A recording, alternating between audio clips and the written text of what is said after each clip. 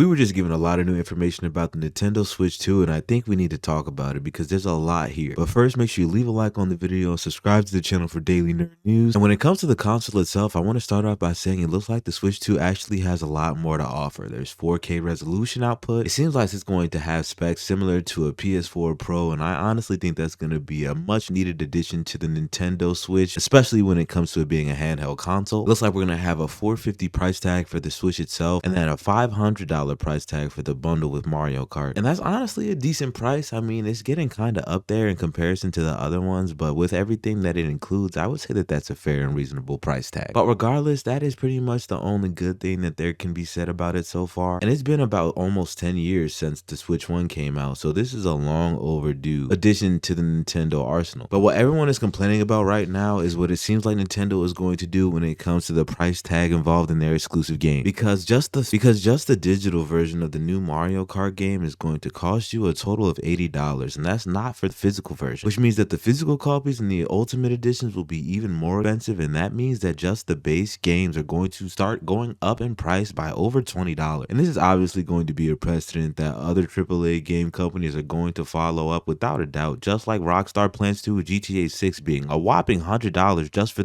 the game itself. And regardless of how you feel about the innovation and the lack of it in some of these new upcoming games, I really hope that you are upset with the idea that games that were once upon a time only $50 are now going to cost double that. And that's not including all the DLC content and the other additional skins and stuff that they'll try to sell to us in the game. So that means that this game is really going to cost several hundreds of dollars. And honestly, that is the thing that I like least about the new trend of where gaming is headed. And it's been happening over the past couple of decades, but now we're definitely seeing the worst side effects from it. And there's not much that I can say or that any of us can even do about it, because these companies' greed is only going to continue to increase once they realize that the people are going to eat up whatever they throw at them, regardless of whatever price tag they attempt to throw in front of a game to try to deter those who don't want to have those kinds of prices. People are going to match those prices in their wallet because everyone loves Mario Kart. I mean, last time I went to the bar, I saw people there playing Mario Kart just for Mario Kart, man. So people are going to run that $80 and they're going to make billions off of it, which means that Rockstar and Activision and every other major gaming company are going to do the exact same, and we are all going to experience the negative repercussion of being broke. Because I really hope there is a new alternative or something that can be done in order to try and prevent this, or maybe a competitor that comes out that's a little bit cheaper. But ultimately, this is the state of gaming at the moment, and I'm not saying that I'm entirely hype about it, but I'm not entirely deterred either. Just because the price tags are increasing doesn't mean that the quality isn't. I mean, this new Mario Kart genuinely looks insane, and it apparently has voice chat, which means I can call people the N-word hard R on here as much as I desire. So I'm definitely going to be playing it, but still, man, I really hope that they can do something about these $80 price tags, and that Nintendo stops focusing on being so greedy for one. And another gripe that I've always had with Nintendo for a while that I haven't really had an opportunity to speak on until now is the fact that they never included my favorite YouTuber in their game. And if you don't know what I'm talking about, back in 2016, there was a very famous and beautiful YouTuber by the name of Christina Grimmie who passed away, and a lot of her fans started a petition in order to make her a new NPC in the upcoming Zelda game, since her channel was called Zelda Lover 64, and Christina was a big Zelda fan, so it would have meant a lot to the fan base if we got to see her in the game and just see her be memorialized in that way, but it did not happen. So I've always had gripes with Nintendo because of that, because Christina definitely was not only a beautiful soul, but a major supporter of their game, and she was responsible for exposing me to the existence of Zelda and the love of Zelda that I have now in the first place. I wouldn't know half about it that I do if it weren't for her. So Nintendo needs to stop taking L's and start considering their consumers as more than just that. We are also humans, and we are fans of the stuff that they make. But Nintendo seems to only view the people that support them as price tags and people to just drain money and resources from. And while there's nothing that we can really do about that, since that is just simply how business tends to pan out these days, I definitely hope at the very least that us as a community can get tired of it and stop supporting this stuff with our wallet, because that's the only way they're ever going to get the idea that it's not okay. And it's not like this is just kids that are getting impacted by this. It's not just kids who are gamers, y'all. Gaming is a genuine hobby that people of all age ranges participate in, and that means that we are all affected by things like this. So I definitely think this should be proof that Nintendo is low-key the main villain of the gaming industry, and that may have been the case for a while, but I feel like now we can definitely acknowledge that as the truth and react to it accordingly. family. Ultimately, those are just my thoughts about this entire situation. I'm still very excited for the existence of the Nintendo Switch 2, and I definitely will be purchasing this console. I'm definitely also excited for the fact that Cyberpunk apparently is going to run on this thing, and I have no idea how it's going to work on a handheld because I don't own a Steam Deck, but I'm definitely excited to check out Cyberpunk on the Switch, man. That's definitely not a day I thought that would ever come, but the fact that it's real is just exciting. Technology-wise, we have definitely advanced a lot from where we were when I was little, and I'm definitely grateful to be a gaming fan right now. But either way, let me know how you feel about the reveal of the Nintendo Switch 2 in the comments, and definitely let me know if you enjoyed this video by leaving a like on it and subscribing to the channel with notifications on so you can get notified the next time I upload. Also, definitely tell me what video games you would like to come to the Nintendo Switch 2. I know that we have Red Dead Redemption 2, which is another fan favorite of mine as well, but I would also like to see some other crazy stuff come to the Switch, like PC games that you just never thought would be there, like Kingdom Come Deliverance 2, and ultimately just more RPGs, since RPGs are the best genre and that's my world of games in the first place. But yeah, let me know what you think in the comments, join the Discord, and consider supporting the channel by buying some Sun God merch. The links to all that will be in the bio. Thanks for watching. I love and appreciate you all. Sun God signing out.